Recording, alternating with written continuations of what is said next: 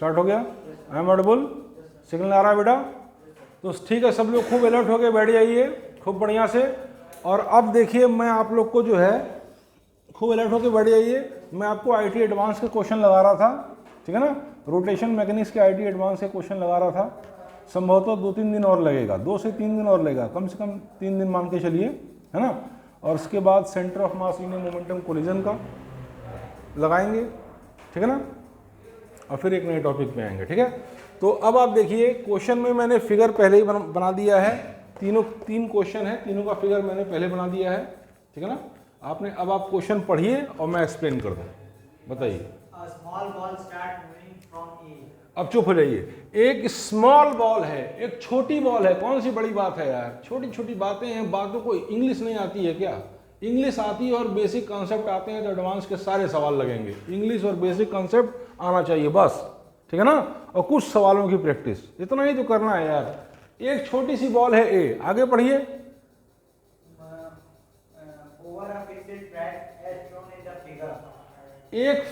एक ट्रैक पर, एक फिक्स ट्रैक पर, एक छोटी सी बॉल यहाँ पॉइंट ए पर है, एक फिक्स ट्रैक पर, यानी कि ट्रैक मूव नहीं कर रहा है। आगे पढ़िए। इस सरफेस AB पे, इस सरफेस AB पे फ्रिक्शन है। आगे। अब चुप हो जाइए। A से B तक बॉल रोल करती है बिना स्लिप किए, A से B तक यानी यहां से यहां तक बॉल रोल करती है बिना स्लिप किए। तो मैंने आपको एक कंडीशन बताई थी कि अगर कोई बॉल किसी इंक्लाइंड प्लेन पे रोल करती है बिना स्लिप किए तो ये कब पॉसिबल है? जब इंक्लाइंड प्लेन पे फ्रिक्शन हो। अगर इंक्लाइंड प्लेन पे फ्रिक्शन नहीं है तो बॉल रोल नहीं कर सकती है, क्योंकि नीचे लीनियर स्पीड तो बढ़ रही है, तो लीनियर स्पीड बढ़ रही है तो एंगुलर स्पीड को भी बढ़ा, हाँ तो स्लाइड कर जाएगी। अगर फ्रिक्शन नहीं तो स्लाइड कर जाएगी, प्योर रोलिंग नहीं कर सकती है, ठीक है ना। प्योर रोलिंग करने के लिए फ्रिक्शन होना बहुत जरूरी है, ठीक है ना। और एक और रिलेशन आपको बताए थे कि म्यू और इस एंगल में, ये प्लेन के एंगल में और म्यू के बीच एक रिलेशन होना चाहिए। म्यू इज इक्वल टू, मतलब म्यू मिनिमम कितना होना चाहिए? tan theta by 1 plus R K square, 1 plus R square by K square, ये रिलेशन होना चाहिए। ये सारी बड़ी डिस्कशन हम कर चुके हैं पहले ही, ये सारे बेसिक कॉन्सेप्ट हम बता चुके हैं, वीडियो में भी है। तो यहाँ से यहाँ तक बॉल रोलिंग करती है, ये फ्रिक्शन है इस सरफेस पे, तो बिना फ्रिक्शन का तो कर ही नहीं पाएगी, ठीक है ना। और एक बात और आपको बताए थे कि जब यहाँ से यहाँ तक आती है तो हॉरिजॉन्टल वेलोसिटी तो बढ़ रही है इस प्लेन के अलॉन्ग, तो अगर एंगुलर वेलोसिटी भी उसी के प्रोपोर्शनेट बढ़ेगी इस तरीके से, v equal to R omega या एक्सेलरेशन बराबर आर अल्फा, तभी यहाँ से यहाँ तक प्योर रोलिंग कर पाएगी। और एक कॉन्सेप्ट और दिए थे कि जब जो फ्रिक्शन लगता है प्योर रोलिंग में वो कोई वर्क नहीं करता, ये बात बताए थे ना, वीडियो में भी है। क्योंकि जो फ्रिक्शन लग रहा है वो पॉइंट ऑफ कांटेक्ट पे लग रहा है, और पॉइंट ऑफ कांटेक्ट का कोई रिलेटिव मोशन नहीं है, point of contact relatively rest पे है। पॉइंट ऑफ कांटेक्ट जो है इस बॉल का, इस सरफेस का, वो रिलेटिवली रेस्ट पे है, तभी तो प्योर रोलिंग हो रही है। तो इस सरफेस के अलॉन्ग वो पॉइंट ऑफ कांटेक्ट रेस्ट पे है और इस सरफेस के अलॉन्ग ही फ्रिक्शन लग रहा है, तो फ्रिक्शन की वजह से कोई वर्क भी नहीं होगा। इतनी बात तो, इतना लैंग्वेज पढ़ते ही आपके दिमाग में आ जानी चाहिए। आगे पढ़िए। अच्छा, ये पार्ट जो है BC फ्रिक्शनलेस है, ये पार्ट BC क्या है? फ्रिक्शनलेस है। तो यहां से यहां तक रोल करती हुई आई, फिर रुक जाइए, यहां से यहां तक रोल करती हुई आई और फिर B से C तक चली गई, है ना, यही कह रहा है ना। और BC फ्रिक्शनलेस है, ये सरफेस फ्रिक्शनलेस है। आगे पढ़िए। अब चुप हो जाइए। KA, KB and KC are kinetic energy at A, B and C respectively, यही कह रहा है ना, यही बोल रहा है। हाँ आगे बोलिए। अच्छा, अगर ऐसा है तो सवाल तो समझ गए, सवाल समझ गए। अरे यार फिर से सवाल में जल्दी से 10 सेकंड में कह रहा हूँ, खुद ध्यान से देखिए।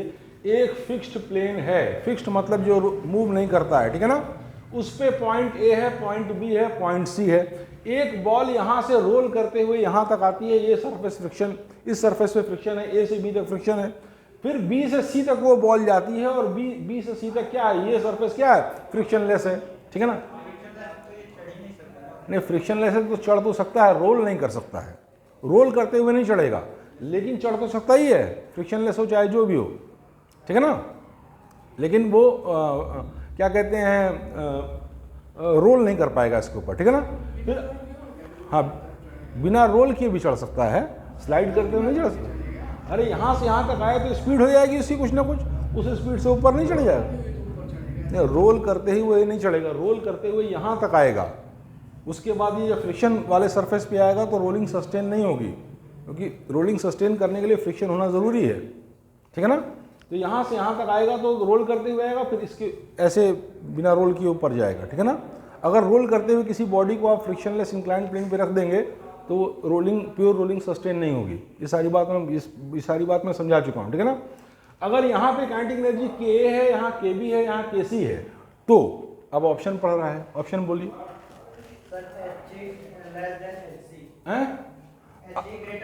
पहला ऑप्शन क्या है कि H A greater than H C, यानी मान लीजिए ये हाइट इस हाइट से ज्यादा है, यही बात है ना।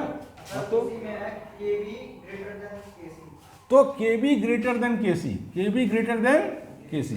एक बात देखिए कि बी पर जो एनर्जी थी, बी पर जो एनर्जी थी भाई, यहां से यहां तक रोल करके आया तो ये पोटेंशियल एनर्जी का लॉस हुआ, तो यहां पे कोई ना कोई काइनेटिक एनर्जी थी, इसको पोटेंशियल एनर्जी जीरो लेवल मानिए।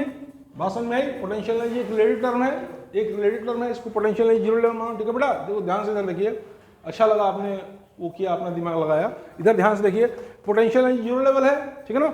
यहां से यहां तक आई तो ये पोटेंशियल एनर्जी लॉस हुई, तो यहाँ कुछ ना कुछ काइनेटिक एनर्जी होगी, इसको पोटेंशियल एनर्जी जीरो लेवल मानिए। फिर यहां से यहां तक पढ़ा तो पहुंची बॉल जब, तो इस पॉइंट पे बॉल के अंदर पोटेंशियल एनर्जी भी है। इस देखिए ये फ्रिक्शनलेस है तो एनर्जी का लॉस नहीं होगा, फ्रिक्शन की वजह से कोई एनर्जी का लॉस नहीं होगा, एनर्जी कंजर्व रहेगी, ठीक है ना। कोई डिसिपेटिव एनर्जी नहीं है। तो यहाँ पे जितनी एनर्जी होगी बॉल बी की, और यहाँ पे जितनी एनर्जी होगी, हाँ सी पॉइंट पे जो एनर्जी होगी, तो उसमें नहीं, टोटल एनर्जी तो सेम होगी, लेकिन यहाँ पे काइनेटिक एनर्जी ज़्यादा होगी और पोटेंशियल एनर्जी जीरो होगी। और यहाँ पोटेंशियल, इसी काइनेटिक एनर्जी में से पोटेंशियल एनर्जी में भी तो कन्वर्ट हो रहा है, ठीक है ना। तो यहाँ पे पोटेंशियल एनर्जी ज़्यादा होगी, काइनेटिक एनर्जी कम होगी, तो के सी इज लेस देन के बी। ये बात सही है एकदम, ये बात एकदम सही है। आंसर मिलाइए। हाँ, सिंपल बात थी, बस इतना कॉन्सेप्ट आपको पता होना चाहिए कि ये फ्रिक्शन, इस सरफेस पे फ्रिक्शन है, तो प्योर रोलिंग सस्टेन कर जाएगी, लेकिन फ्रिक्शन की वजह से कुछ एनर्जी का लॉस नहीं होगा। यहाँ से यहाँ तक जाने में कुछ भी एनर्जी का लॉस नहीं होगा। यहाँ पे फ्रिक्शन भले लग रहा है, लेकिन फ्रिक्शन कोई वर्क नहीं कर रहा है, और यहाँ पे तो फ्रिक्शन लग ही नहीं रहा है, तो एनर्जी, टोटल एनर्जी कंजर्व रहेगी, ठीक है ना। तो इसलिए ये ऑप्शन सही है, आंसर सही है, सही है। नेक्स्ट पढ़िए। अब चुप रहिए। अगर एच ए एच सी से बड़ा है, वही दोनों बात तो दोनों बार रिपीट कर रहा है ना। हाँ, के सी ग्रेटर देन के ए, के सी ग्रेटर देन के ए। अगर एच ए एच सी से बड़ा है तो के सी ग्रेटर देन के ए। अगर एच ए एच सी से बड़ा है तो के सी, एक बात सुनिए, यहां से रेस्ट से शुरू हो रही है ना, तो काइनेटिक एनर्जी जीरो है। यहां से रेस्ट से शुरू हो रही है तो काइनेटिक एनर्जी जीरो है। सुनिए, यहां से रेस्ट से शुरू हो काइनेटिक एनर्जी जीरो है, तो के तो हमेशा के सी से कम होगा ही होगा। और H A greater than H C, यानी कि यहां पे जो पोटेंशियल एनर्जी है उससे कम पोटेंशियल एनर्जी यहां है। यहां पे जो पोटेंशियल एनर्जी है उससे कम पोटेंशियल एनर्जी यहां है, क्योंकि H A is greater than H C. बात समझ में आई। और टोटल एनर्जी हमेशा सेम है, टोटल एनर्जी हमेशा सेम है। यहां पे रेस्ट से शुरू हो रहा है, तो काइनेटिक एनर्जी के सी इज ग्रेटर देन के। बात समझ में आई। तो वो ऑप्शन भी सही है आपका, आंसर मिलाइए। चलिए नेक्स्ट पढ़िए। मल्टीपल करेक्ट आंसर टाइप है। हाँ, तो सुन लीजिए, मल्टीपल, मैं पहले बता चुका हूँ कि आईटी एडवांस में कई तरह के क्वेश्चन आते हैं, जिसमें से एक मल्टीपल करेक्ट आंसर टाइप भी होता है। इसमें एक से ज़्यादा ऑप्शंस भी सही हो सकते हैं, ठीक है ना। ये नहीं कि एक आंसर आ रहा है तो आपका काम बन जाएगा, आपको बाकी ऑप्शंस को भी चेक करना पड़ेगा, ठीक है ना। तो ये दोनों ही ऑप्शन सही है। नेक्स्ट पढ़िए। अब चुप रहिए। H A is equal to H C. H A और एच सी क्या है? के बी इज इक्वल टू के सी। अगर एच ए और एच सी बराबर है तो के बी इज इक्वल टू के सी। ये बात तो हो ही नहीं सकती बेटा, ये तो हो ही नहीं सकती। एनर्जी तो कहीं लॉस हो ही नहीं रही है। यहाँ तो फ्रिक्शन लेस है और यहाँ फ्रिक्शन है, तो भी एनर्जी का लॉस नहीं हो रहा है। ये तो बात क्लियर हो गई, ठीक है। तो के बी इज इक्वल टू के सी तो हो ही नहीं सकता है। यहाँ पे जो काइनेटिक एनर्जी होगी वहाँ काइनेटिक एनर्जी ज़्यादा है, ठीक है ना, क्योंकि दोनों जगह की टोटल एनर्जी सेम है। और यहाँ पे जो एनर्जी है वो पोटेंशियल एनर्जी भी है, तो उसी एनर्जी में से पोटेंशियल एनर्जी भी तो बनी। तो के बी इज इक्वल टू के सी तो हो ही नहीं सकता है। ये ऑप्शन गलत है, आंसर बताओ। हाँ सही है, मतलब गलत दिखा रहा है। हाँ नेक्स्ट पढ़ो। एक मिनट चुप रहो। HA लेस देन HC यानी कि ये इससे कम है। हाँ KB ग्रेटर देन KC, ये भी ऑप्शन सही है, ये भी ऑप्शन सही है।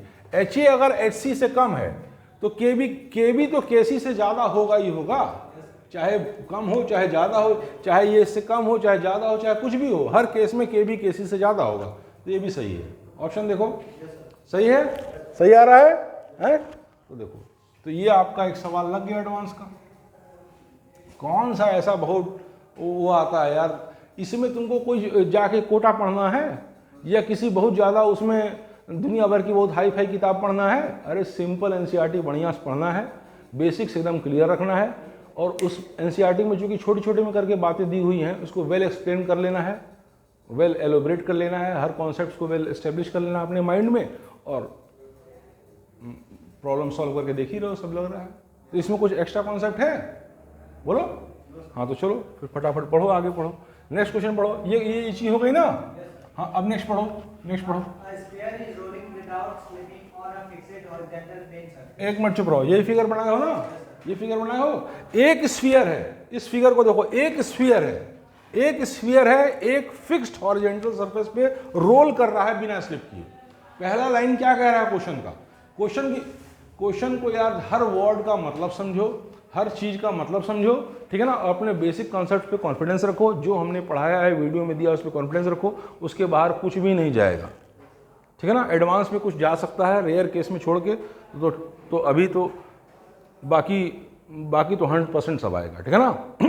तो अब देखो ये देखो, एक क्या है, ये एक स्फीयर है, ये क्या है, एक स्फीयर है, और ये प्योर रोलिंग कर रहा है। तो प्योर रोलिंग की कंडीशन क्या है? V = R ओमेगा, ये तुमको पहले ही बता चुके हैं, ठीक है ना।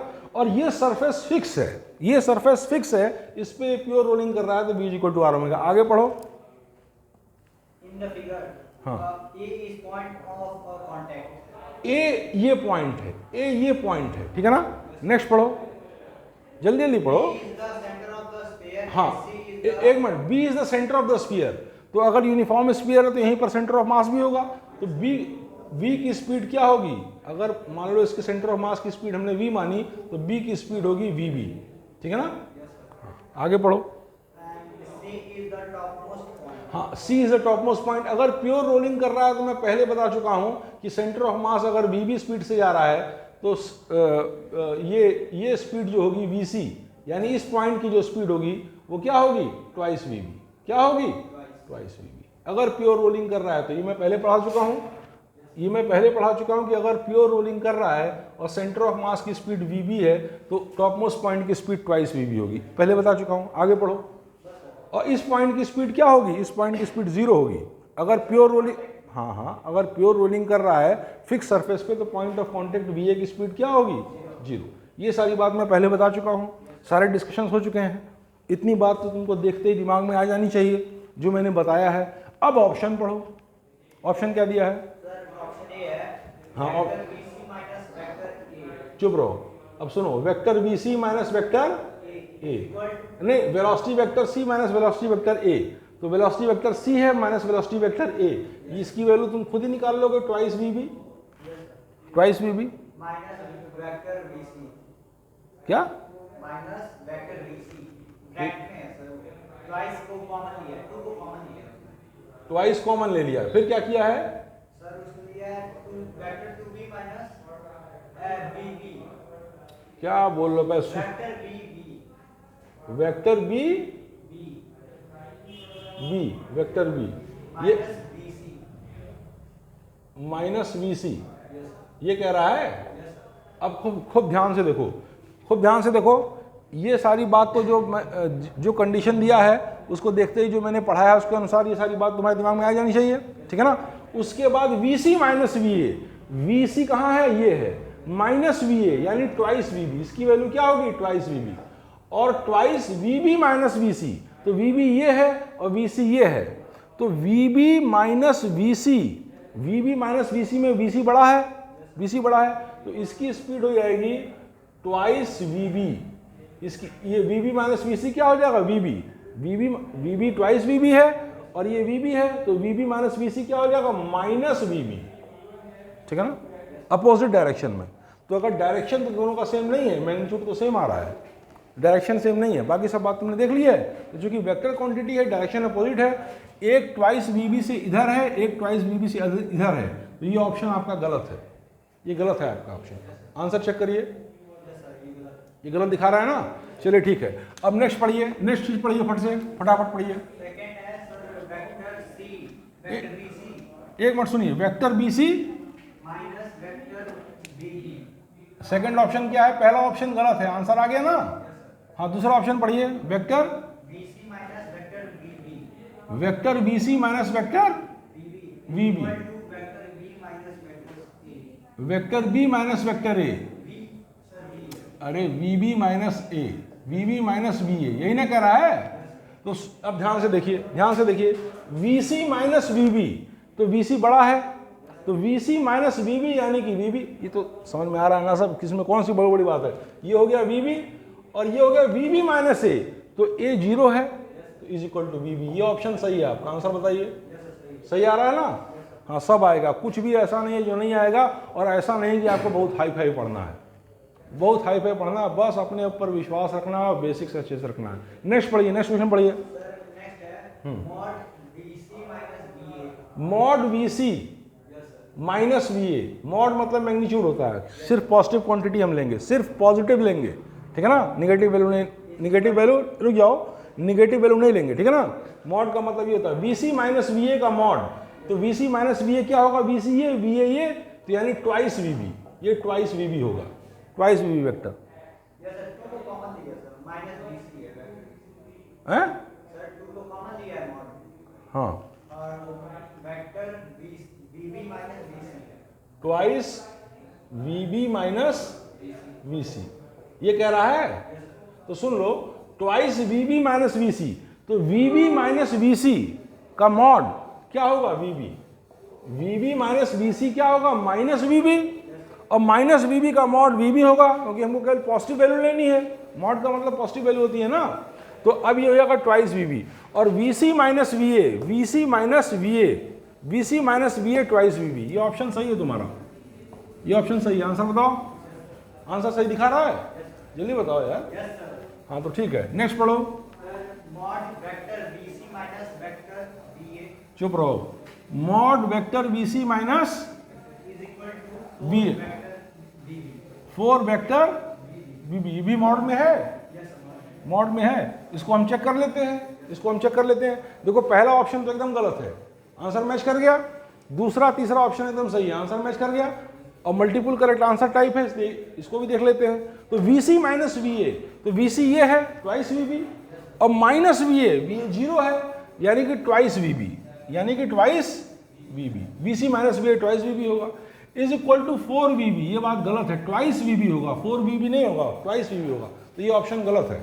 आंसर चेक करो, सही आ रहा है, हाँ तो सब सही आएगा। अब नेक्स्ट क्वेश्चन बढ़ो फट से। एक मिनट शांत रहो, यही फिगर बनाए हो, अच्छा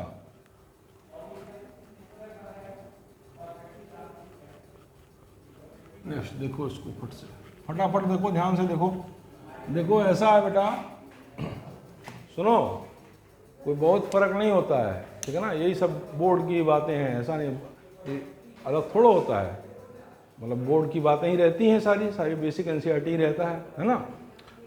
अब नेक्स्ट चीज देखो, ये क्वेश्चन बोल रहे हो, हाँ इस क्वेश्चन में पढ़ो क्या बोल रहा है। अब चुप रहो, अ थिन रिंग, एक पतली रिंग जिसका मास कितना है, हाँ एक पतली रिंग है जिसका मास 2 kg है। खूब गौर से देखो, एक पतली रिंग है, आ रहा है फिगर बन रहा है उसमें, एक पतली रिंग है जिसका मास 2 kg है, यही कह रहा है ना। आगे पढ़ो, रेडियस 0.5 मीटर, इसका रेडियस है 0.5 मीटर। आगे पढ़ो, is rolling without slipping on a horizontal plane. अब चुप हो जाओ, ये ऐसे रोल कर रही है, इस प्रकार से रोल कर रही है विदाउट स्लिपिंग, तो ये v equal to R omega होगा, हॉरिजॉन्टल प्लेन तो फिक्स है, हाँ फिर वेलोसिटी 1 मीटर पर सेकंड। इसकी वेलोसिटी जो जिस वेलोसिटी से वो मूव कर रही है वो 1 मीटर पर सेकंड है। बात समझ में आ गई? यानी सेंटर ऑफ मास 1 मीटर पर सेकंड से मूव कर रहा है। बात समझ में आ गई? और प्योर रोलिंग कर रही है तो v is equal to R omega, और इसका मास दिया है 2 kg, रेडियस दिया है इतना। आगे पढ़ो। Small ball of mass 0.1 kg। अब चुप हो जाओ। एक छोटी सी बॉल है, एक पतली सी बॉल है जिसका मास कितना है 0.1 kg। फिर आगे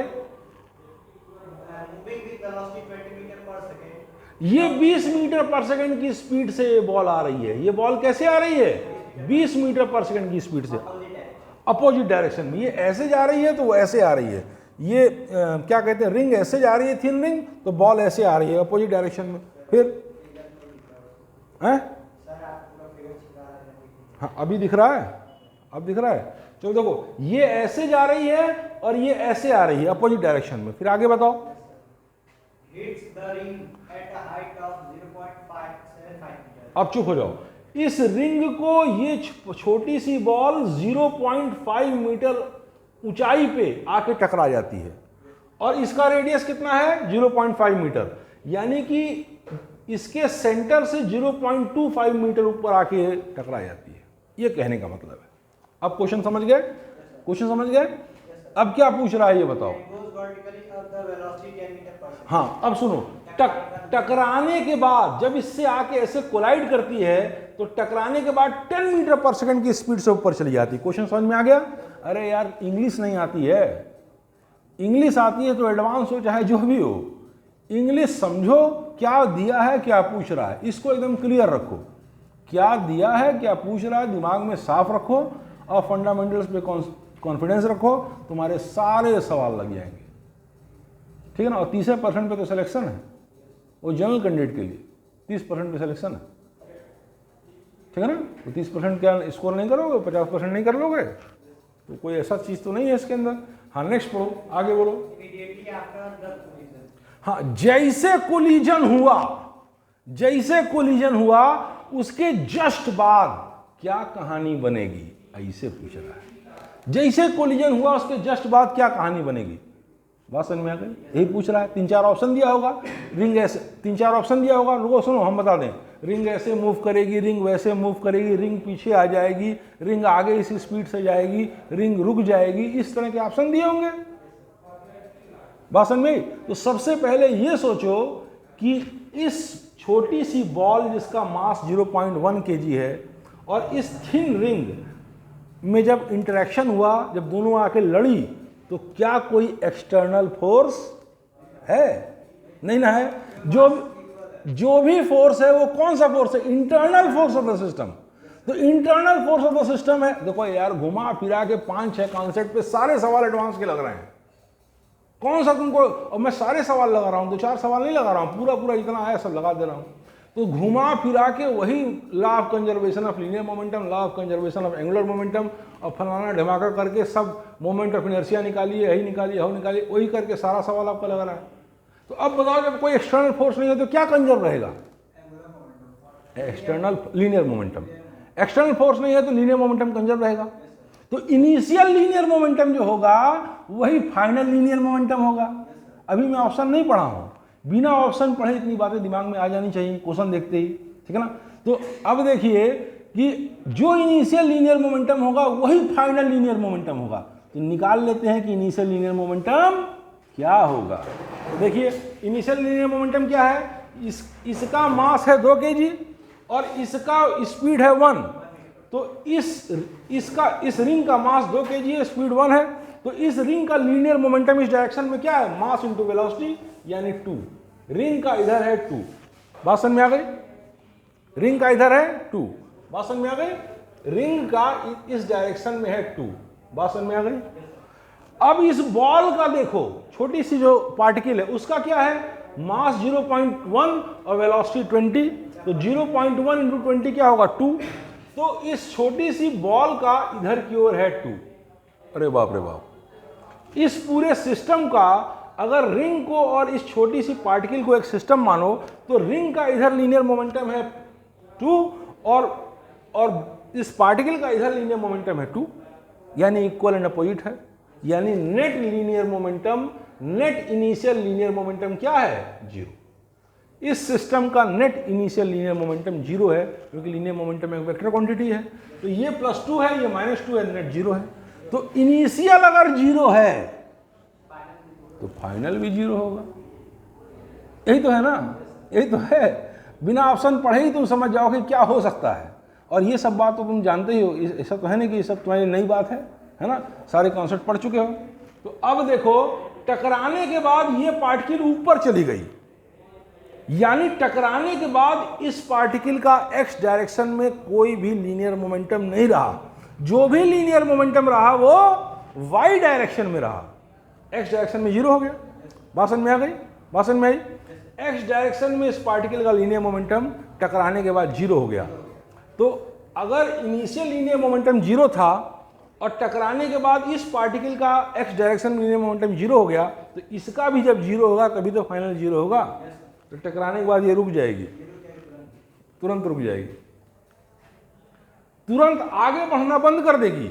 हाँ, घूमना ये बंद करेगी नहीं, ये और बातों पे निर्भर करता है कि मतलब जैसे मान लो कि ये ऐसे ऐसे घूमते हुए जा रही है, रोल करते हुए जा रही है, आगे बढ़ना तो बंद कर देगी, क्योंकि एक्स डायरेक्शन में लीनियर मोमेंटम को कंजर्व करोगे तो इसकी फाइनल वेलोसिटी एक्स डायरेक्शन में जीरो हो जा रही है, और इनिशियल लीनियर मोमेंटम जीरो है पूरे सिस्टम का। सिस्टम मतलब ये पार्टिकल इंजीनियरिंग।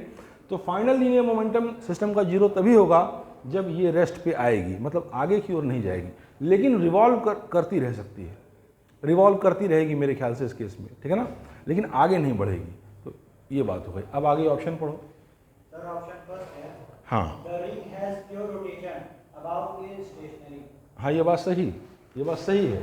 प्योर रोटेशन करेगी क्योंकि वो आगे नहीं जा सकती है, रोलिंग मोशन नहीं होगा। रोलिंग मोशन क्या है? Combination of rotation and translation. मैंने पढ़ाते समय समझाया था, रोलिंग मोशन क्या है? Combination of rotation and translation. तो ट्रांसलेशन मोशन तो स्टॉप हो जा रहा है law of conservation of linear momentum से, तो प्योर रोटेशन बचा रहेगा। नेक्स्ट पढ़िए। पहला ऑप्शन सही है। हाँ, चलिए। The ring comes to a complete stop. The ring comes to a, ये बात तो गलत है बेटा, ये रोटेट तो करती रहेगी। रोटेशन तब रुकेगा जब इसके, सुनिए, रोटेशन तब रुकेगा जब इसके ऊपर एंटी टॉर्क ऐसा लग जाए, एंगुलर इंपल्स ऐसा लग जाए जो इनिशियल एंगुलर मोमेंटम के बराबर हो। अगर इसके ऊपर एंगुलर इंपल्स ऐसा लग जाए जो इसके इनिशियल एंगुलर मोमेंटम के बराबर हो। एंगुलर इंपल्स क्या होता है? लीनियर इंपल्स क्या होता है? Change in linear momentum. और एंगुलर इंपल्स क्या होता है? Change in angular momentum. तो इनिशियल एंगुलर मोमेंटम के बराबर अगर एंगुलर इंपल्स लग जाए तो ये कंप्लीट स्टॉप पे आ सकती है, जो कि लगता हुआ यहाँ दिख नहीं रहा है, जो कि लगता हुआ यहाँ दिख नहीं रहा है, ठीक है ना। तो नेक्स्ट बढ़ाओ। Friction between the ring and the ground is due to the lap. तो अब जब ऐसे रोटेट करेगी, जब इस प्रकार से रोटेट करती रहेगी, इस तो centre of mass, point of contact किधर जा रहा है? इधर जा रहा है। पॉइंट ऑफ कांटेक्ट इधर जा रहा है, तो फ्रिक्शन इधर लगेगा। ये बात सही है भाई। फ्रिक्शन क्या है? Friction is a force. अरे हर बार डेफिनेशन में से लगती है यार। Friction is a force which opposes, बस हो गया, opposes any relative motion at the point of contact. तो जब इसको इधर ऐसे रोल कर रही है, पॉइंट ऑफ कांटेक्ट इधर, फ्रिक्शन इधर लगेगा। वो ऑप्शन सही है। आंसर मिलाओ। आ रहा है सही? नेक्स्ट पढ़ो। There is no friction between the ring and the ground. ये बात गलत है। जब रोटेट करता रहेगा तो फ्रिक्शन कैसे नहीं लगेगा? फ्रिक्शन कैसे नहीं लगेगा? हाँ, तो जब अगर रोटेट करता रहेगा तो फ्रिक्शनलेस नहीं बोला है तो फ्रिक्शन माने, फ्रिक्शनलेस, देखिए अगर कुछ नहीं बोला है तो फ्रिक्शनलेस ही मानेंगे, अगर कुछ नहीं बोला है तो फ्रिक्शनलेस ही मानेंगे, ठीक है ना। तो अब एक मिनट, बस एक मिनट रुकिए। ये ऐसा है कि तो ये फ्रिक्शन इधर लग जाएगा, ठीक है ना। एक और तरीका मैं आपको बता रहा हूँ कि जब ये टकरा के ऐसे जाएगी तो इसका चेंज इन, सुन लिए, इसको घर पे कर लीजिएगा, मैं यहाँ केवल इतना बता दे रहा हूँ और बहुत इंपॉर्टेंट है। टकरा के ये ऐसे गई तो इसका चेंज इन मोमेंटम इसके ऊपर लगा हुआ इंपल्स होगा, इस पार्टिकल के ऊपर। जो इस पार्टिकल पे इंपल्स लेगा उसका ठीक अपोजिट इंपल्स इसके ऊपर लगेगा, उसको कैलकुलेट कर लीजिएगा। और उससे वो इसके ऊपर लगा हुआ लीनियर इंपल्स होगा और फिर इसके ऊपर लगा हुआ एंगुलर इंपल्स कैलकुलेट कर लीजिएगा।